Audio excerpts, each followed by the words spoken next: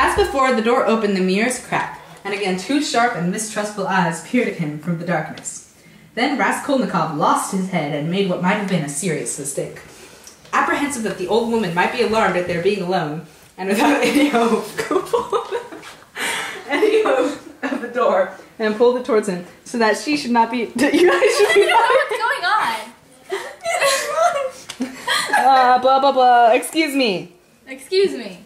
You know me. You know me. Raskolnikov. Raskolnikov. See, I have brought the pledge. See, I have brought the pledge. I promised the other day. I promised the other day.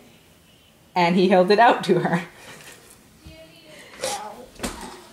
The old woman threw a glance at it, but then immediately fixed her eyes on those of her uninvited guests.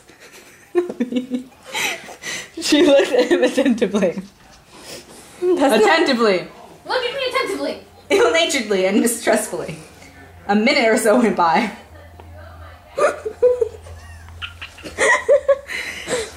He even thought he could see a glint of derision in her eyes, as if she had guessed everything. He felt that he was losing his nerve and was frightened. So frightened that he thought if she went on looking at him like that, without a word, or even half a minute longer, he would turn tail and run away. But he doesn't. So keep reading, stop pausing. Why are you looking at me like that, as though you didn't recognize me? Why are you looking at me like that, as though you didn't recognize me? He burst out angrily. Do you want it? Do you want it? Do you want it? Or don't you? Or don't you? I can take it somewhere else. I can take it somewhere else. It makes no difference to me. He had not intended to say this, but it seemed to come at its own accord. The old woman collected herself, and her visitor's resolution tone seemed to lure her mistrust. Why be so hasty, my friend? Why be so hasty, my friend? What is it? What is it? She asked, looking at the packet. A silver cigarette case. Surely I told you that last time. Surely I told you that last time. She stretched out her hand.